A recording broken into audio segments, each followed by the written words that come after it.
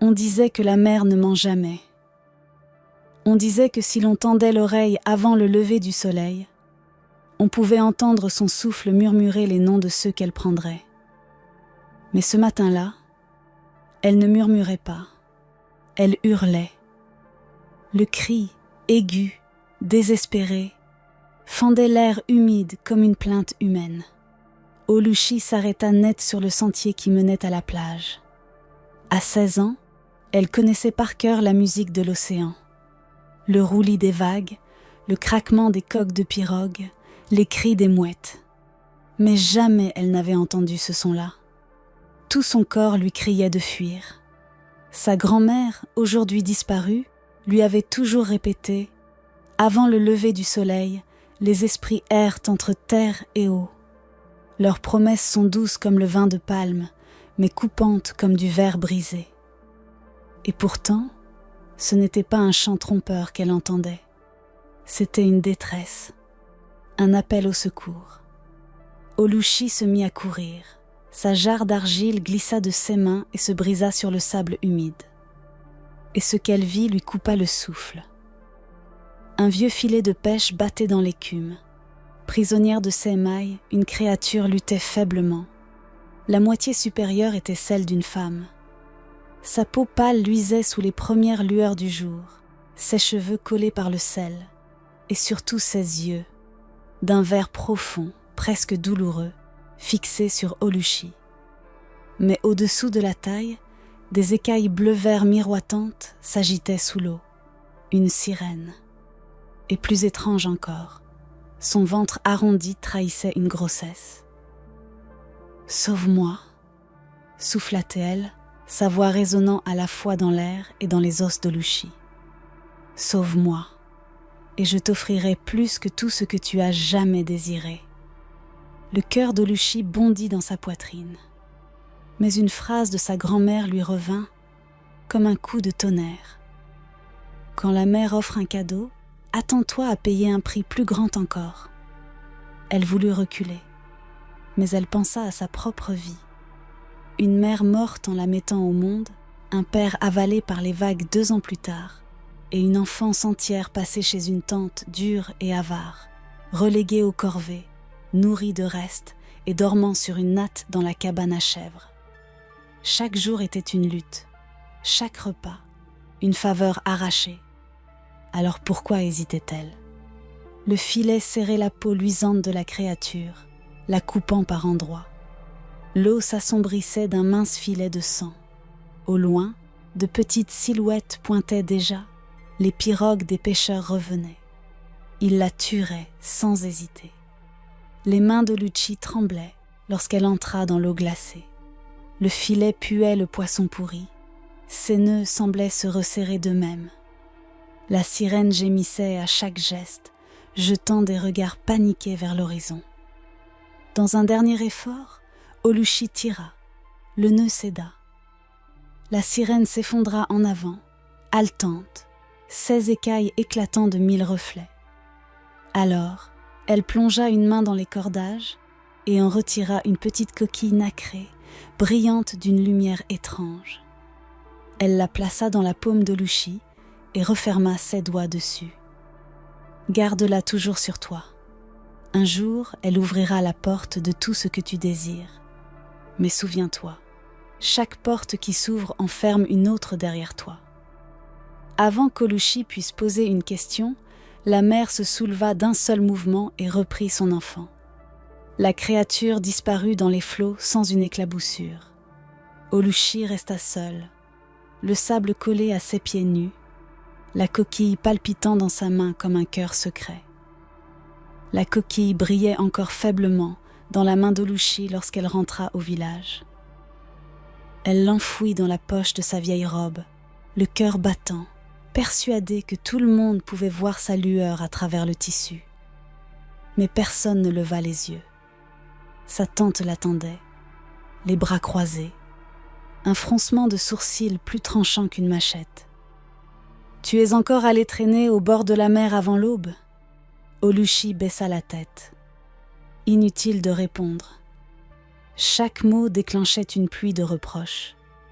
Elle reprit ses corvées, balayer la cour, remplir les jarres d'eau, frotter les marmites. Mais sous le tissu élimé de son pagne, la coquille pulsait, chaude, comme si elle respirait. Cette nuit-là, allongée sur sa natte dans la cabane aux chèvres, Oluchi crut d'abord rêver. Le grondement de la mer emplissait ses oreilles, plus fort que d'habitude. Elle ferma les yeux et vit. Un chemin pavé de coquilles dorées s'ouvrait devant elle. Ses pieds nus scintillaient à chaque pas. Au loin, dans les eaux bleutées, la sirène l'attendait. Plus belle encore que dans son souvenir, son ventre arrondi luisant d'une lumière étrange. « Bientôt, murmura-t-elle, bientôt tu recevras ce que tu désires. » Oluchi se réveilla en sursaut, la coquille serrée contre sa poitrine. Était-ce un rêve? Un signe? 2 jours plus tard, au marché, tout changea.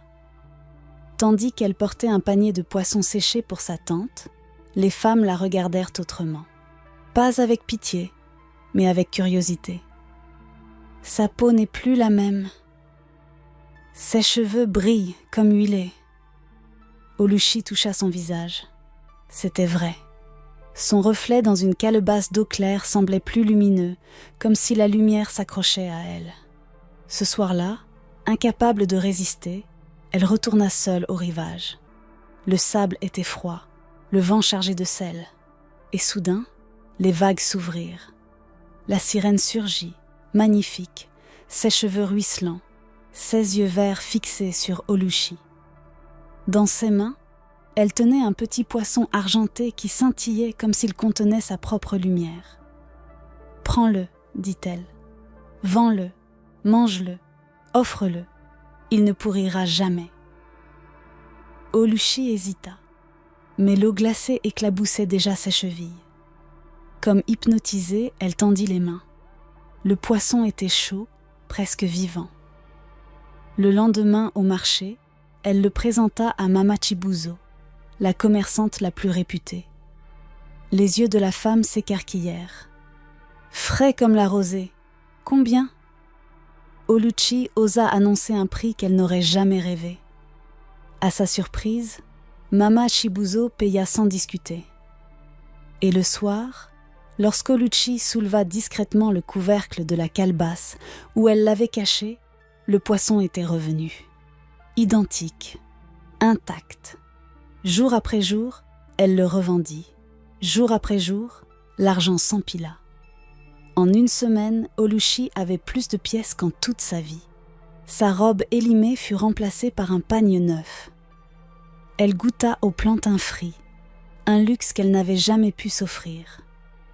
Mais avec chaque pièce gagnée, les regards changeaient. Les femmes à la rivière chuchotaient. Sa tante fronçait les sourcils. Et la nuit, le rêve revenait. La sirène au ventre gonflé, murmurant entre 2 vagues. « Ce n'est que le début, Oluchi. Bientôt, je viendrai réclamer ce qui est à moi. » La vie d'Oluchi changea en quelques saisons. Le poisson argenté lui avait ouvert les portes d'un monde qu'elle n'avait jamais osé rêver. Elle n'était plus la fille pauvre reléguée aux corvées. Elle devint celle qu'on respectait, celle qu'on enviait. Et bientôt, un homme vint frapper à sa porte. Chika. Il n'était pas seulement beau et travailleur. Il appartenait aussi à une famille honorable. Son choix surprit le village. Pourquoi une femme qui n'avait rien deviendrait-elle l'épouse d'un tel homme? Mais Chika ne regardait pas son passé. Il voyait l'éclat nouveau dans ses yeux, la force qui se dégageait d'elle. Le mariage fut célébré avec chants, tambours et bénédictions. Oluchi entra dans une maison solide où elle n'était plus servante mais maîtresse. Pour la première fois, elle connut le respect, l'amour, le confort. Et bientôt, son ventre commença à s'arrondir. Chaque jour, elle caressait cette rondeur avec émerveillement. Un enfant, son enfant. Elle croyait enfin toucher le bonheur qu'elle avait toujours attendu. Mais la nuit, les rêves revenaient. Toujours la mer, toujours la sirène. Mais cette fois, Son ventre à elle était plat, tandis qu'Olushi, elle, portait la vie. Ses paroles résonnaient comme une menace voilée. Quand le moment viendra, tu devras donner. Olushi se réveillait en sueur, le cœur battant. Elle essayait d'oublier, de sourire à Chika, de savourer les félicitations des voisines. Mais dans le silence de la nuit, une angoisse s'installait, tenace.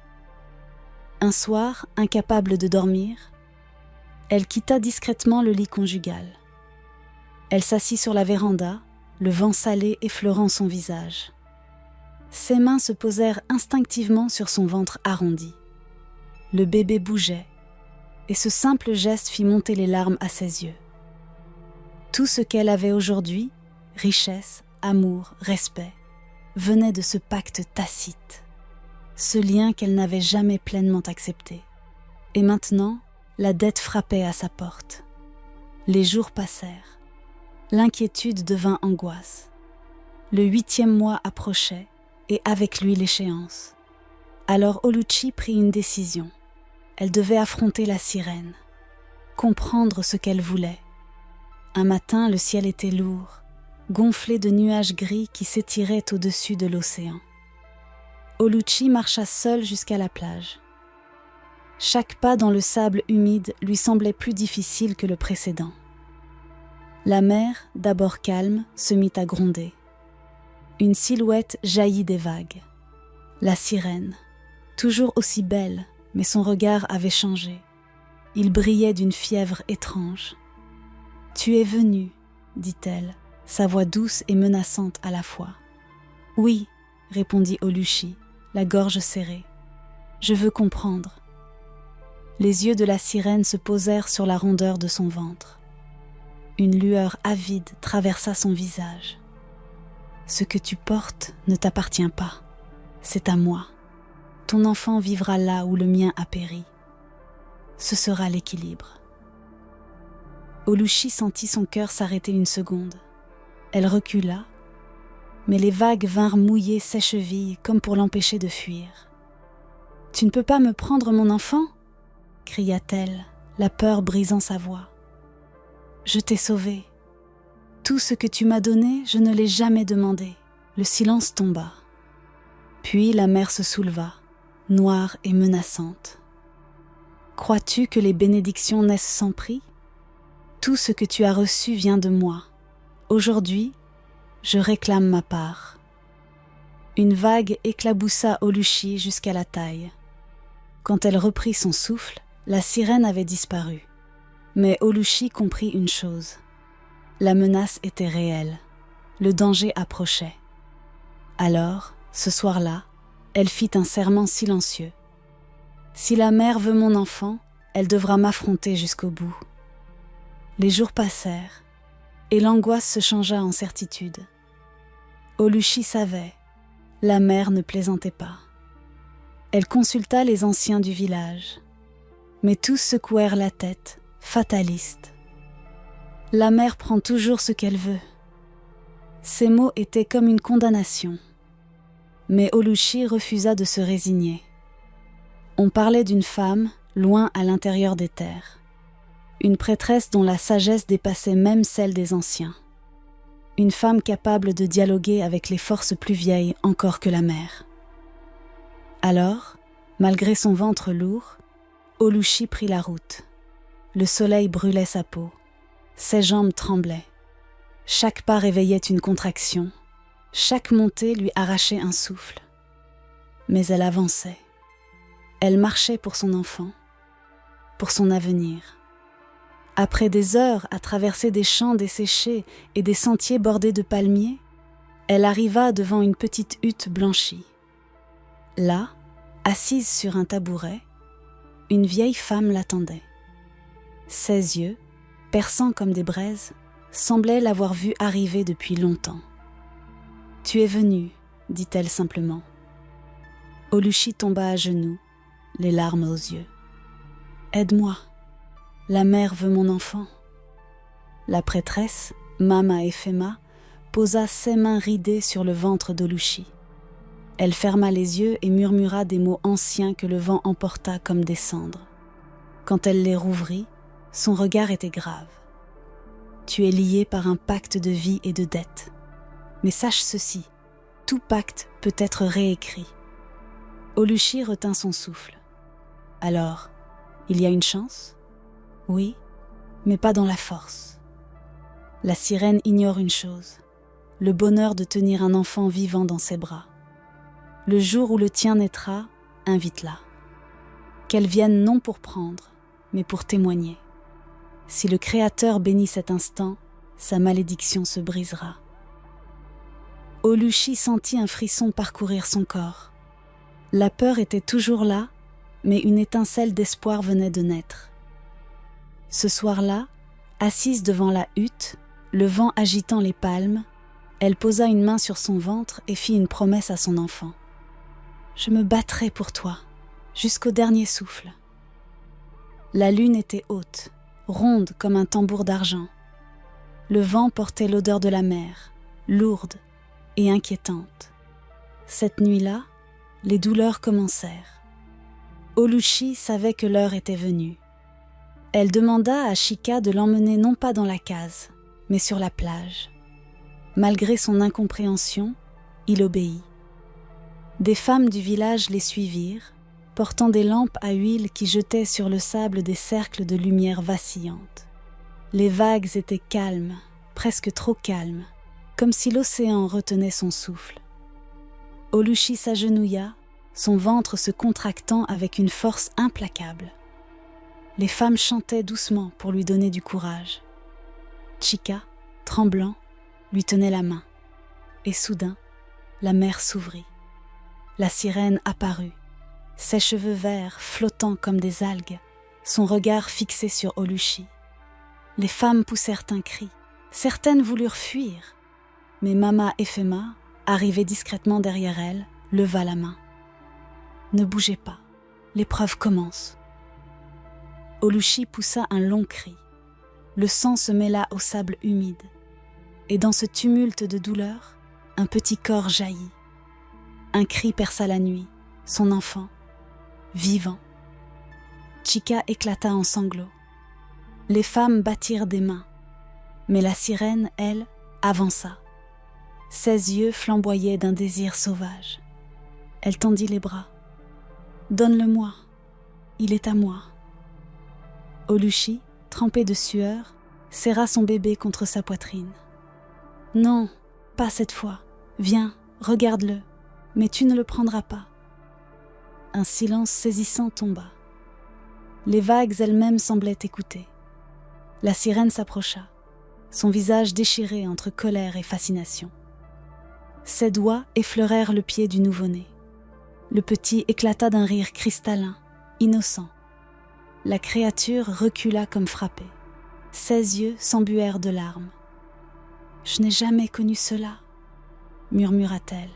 « Le son d'un enfant qui rit pour moi. » Une vague immense se leva alors, mais au lieu de déferler, elle s'abaissa doucement comme une révérence. La sirène leva les yeux vers Oluchi. « Tu as gagné. Ce n'est plus une dette. C'est un don. Protège-le. » Puis son corps s'illumina d'une clarté douce avant de se fondre dans les flots.